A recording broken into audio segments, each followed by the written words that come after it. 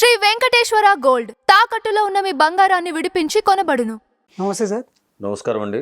అమ్మాయిలకు he team ఎలా అయితే ఏ విధంగా ఉందో అలాగే అబ్బాయిలకు కూడా హీ టీమ్ కావాలి.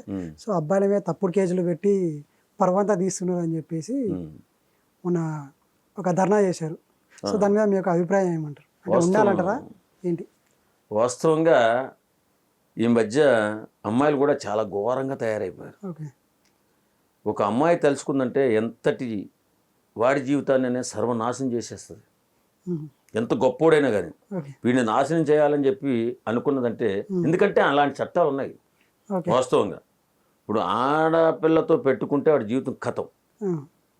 కాబట్టి ఈ మధ్య చాలా ఇళ్లలో కూడా ఈ హెరాస్మెంట్ ఎక్కువైపోయింది మగాడి పట్ల. ఎప్పటి నుంచో పోరాటాలు ఉన్నాయి. మన దిల్సుఖ్నగర్లో పెద్ద సంస్థే ఉంది మగాడు వాళ్ళది. ఏదో నేను ఎప్పుడో చదివాను ఒక 7-8 సంవత్సరాల క్రితం. అప్పటి నుంచే ఉంది. మగవాడికి కూడా రక్షణ కావాలి. చాలా ఈ మధ్య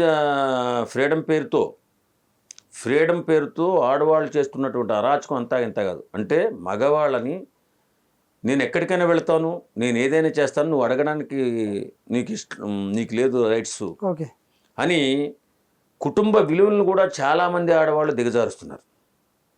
కుటుంబము ఒక మర్యాద మన్ననతో ఉండాలని చెప్పి మగవాడు ఆశించినప్పుడు నువ్వు మమ్మల్ని అనిసేద్దామని చూస్తున్నావా? ఆ రోజులు ఎప్పుడూ పోయినాయి. నీ పని నువ్వు చూసుకునే స్థాయికి ఎప్పుడైతే స్త్రీలు ఎదిగారో అది వక్ర మార్గంలోకి వెళ్ళిపోయింది. ఇప్పుడు చాలామంది బాధపడుతున్నారు. అంటే మనం చూస్తున్నది, మనం చదువుతుంది మాత్రం చెప్తున్నాం, ఎవరిని విమర్శించాలి కాదు.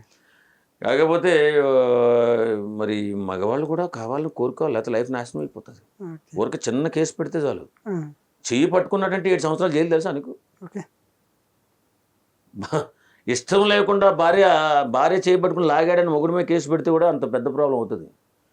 కాబట్టి మగవాడి పట్ల కూడా కొన్ని రావాలి, కొన్ని హక్కులు రావాలి మగాడికి కూడా అని చెప్పి చాలామంది పోరాడుతున్నారు. అంటే మా హయంలో మాకు లేదనుకోండి, మా హెరాస్మెంట్ మా వయసు అయిపోయింది.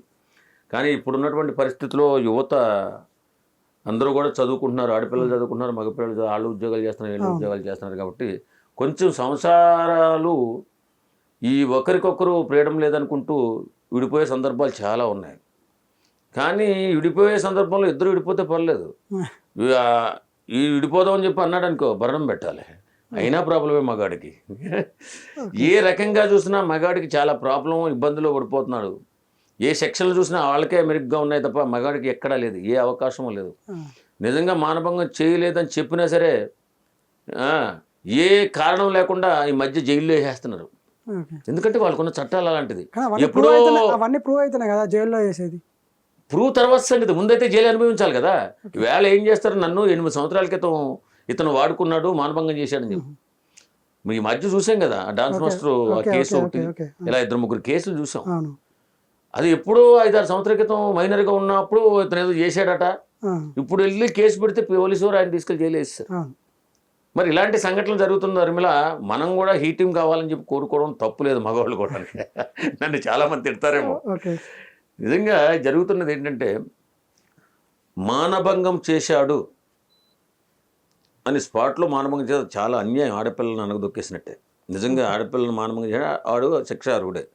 కానీ ఎప్పుడో 5-6 సంవత్సరాల క్రితం చేశాడు నన్ను, ఎలాంటి ప్రూఫ్ లేకుండా ఇప్పుడు జైల్లో అయితే రేపు పొద్దున ఆ కేసులు నిలబడ వాస్తవంగా వీళ్ళు పెట్టి. కానీ ఇప్పుడున్న పరిస్థితిలో మనం ఎంతో పేరు ప్రతిష్టలతో బతుకుతున్నటువంటి వాళ్ళు పేరు పోతుంది, జైలుకి వెళ్ళాల్సి వస్తుంది, క్యారెక్టర్ పోతుంది, ఇన్ని విధాలైన ఇబ్బందులు జరుగుతాయి. కాబట్టి దీనికి కూడా అప్పుడు దిల్సుఖ్నగర్లో ఎప్పటి నుంచో పోరాటం చేస్తున్నారు, మాకు కూడా ఏదన్నా హక్కులు కావాలని చెప్పేసి. ఈ హీ టీమ్ మీద ఏం మాట్లాడతాం మనం? ఆడవాళ్ళు ఈ మధ్య చాలా కిరాతకంగా తయారయ్యారు, చూస్తున్నాం కదా. ఎవరో లవర్ కోసం భర్తను చంపాడు, పిల్లల్ని చంపాడు. ఈ మధ్యకాలంలో ఈ 10-15 రోజుల్లోనే 4 చాలా జరిగాయి. కాబట్టి మగాళ్ళు అప్రమత్తంగా ఉండాలి. దీని గురించి మరి గవర్నమెంట్ కూడా ఆలోచించి ఏదన్నా సెక్షన్ తెస్తే బాగుంటుందేమో నేనే అనుకుంటాను. ఇది మాత్రం చాలా అన్యాయం. చాలామంది మనం నవ్వుతో మాట్లాడుకుంటున్నాం కానీ చాలామంది చాలా ఇబ్బందుల్లో ఉన్నారు. ఎటు మాట్లాడలేక, ఏమీ చేయలేక కుక్క బతుకుతున్నాడు ఈరోజు చెప్పాలంటే మగాడు.